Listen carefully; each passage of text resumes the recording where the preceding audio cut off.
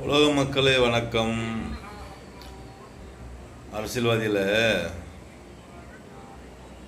திருப்பரங்குன்றத்தில் முருகன் கோயிலில் பெரியாரை பற்றி பேசியிருக்காங்கன்றீங்க, அண்ணாவை பற்றி பேசியிருக்காங்கன்றீங்க, இது அரசியலுன்றீங்க. நான் இல்லைன்றேன்.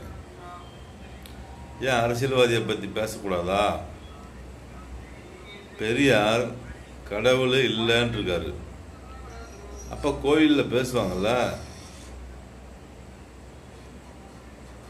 கடவுள் இல்லைன்னு சொன்னால் அப்போ கடவுள் இருக்க வாழ்கிற இடத்துல நின்று பேசுவாங்களா இல்லையா? கடவுளுடைய பக்தர்கள் பேசுவாங்க. இது தவறு இல்லை, இது அசிங்கமாக பேச கிடையாது. சரிங்களா சார்?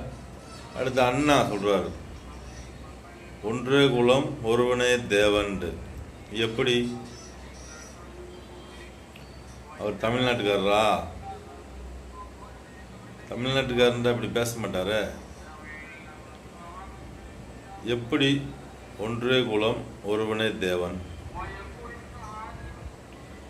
அதிமுகவும் திமுகவும் ஒரு தெய்வமா? ஒன்றே குலமா? சொல்லுங்க. அப்புறம் ஏன் தனித்தனியாக சண்டை போட்டுக்கிறீங்க? அதிமுக அண்ணா திமுக எல்லாம் ஒன்று தானே. அப்புறம் ஏன் நீங்கள் பிரிஞ்சிருக்கீங்க? சொல்லுங்க. அரசியலே பல வகையில் இருக்குது. தமிழ்நாட்டில் மட்டும் எத்தனை கோடி இருக்குது? அப்புறம் எப்படி ஒன்றே குலம் ஒன்றே தேவன்? சொல்லுங்கள் சார். நம்ம நாட்டில் ஒவ்வொரு மனிதனுக்கும் ஒரு எனக்கு தெரிஞ்சு ஒரு 500 பேர்த்துக்கு ஒரு குலதெய்வம் இருக்குது. வளர்ந்துருக்கலாம். இத்தனை வருஷம் ஆச்சுல, பேரம்பேத்தி அது பேரம்பேத்தின்ட்டு ஒரு 500 பேர் வளர்ந்துருக்கலாம். 500 பேர்த்துக்கு ஒரு குலதெய்வம் இருக்குது. 5000 பேர்த்துக்கு ஒரு குலதெய்வம் இருக்குது. ஒரு கிராமமே ஒரு குலதெய்வத்தை கொண்டாடுது.